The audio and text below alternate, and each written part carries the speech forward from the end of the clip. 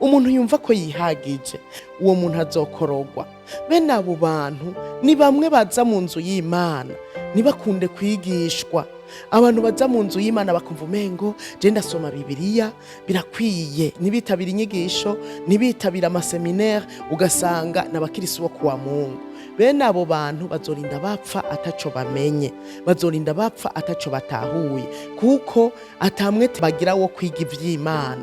Burya ivy'Imana bikwiye kwigwa, ivy'Imana dukwiye kubirondera.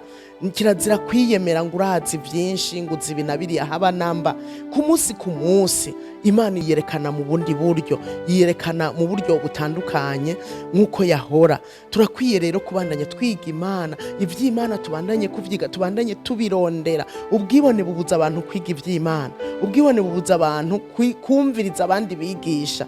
Urazi hari abakozi b'Imana babibone bavuga bati jewe nta wundi mukozi w'Imana no kumviriza, ugasanga vy'ukuri yizi ko ari wavuga ibikomeye ibihambaye, nta wundi mukozi w'Imana yo kumviriza. Canke akavuga ngo jewe nta wundi mukozi w'Imana numwe ashobora kunsengera, nta muntu nkeneye kwa nsengera kuko jewe ndazi ko nsenga bihagije, abandi bakozi b'Imana bose bari musi yanje, ni batoya banje nta ushobora kunsengera, nta ushobora kundambika kw'ibiganza.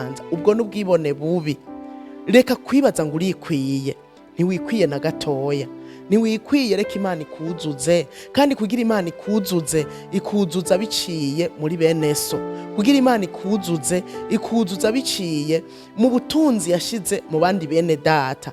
Nta muntu numwe ashobora kwikwira ngo agire ingabire zose, haba namba ntibikunda. Nico gituma Imana yaduhaye ingabire zitandukanye kugira ngo mwene data azanyuzuze nanje ndamwuzuze. Yatanze n'amabango atandukanye mu ishengero.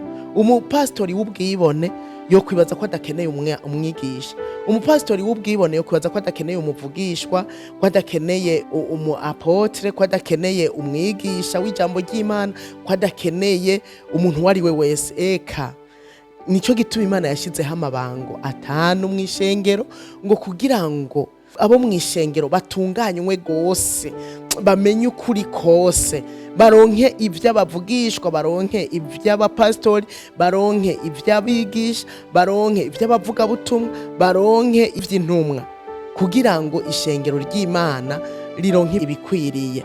Rero Imana yabikoze urayigaye, ku buryo wewe wokumva ko wihagije.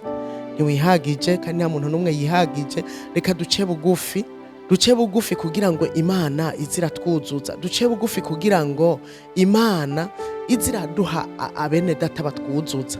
Kandi igihe cyose tugiye imbere yayo twibuke guca bugufi dusaba imbabazi, kuko nta wera nta uhari uretse abezwa n'amaraso ya Yesu.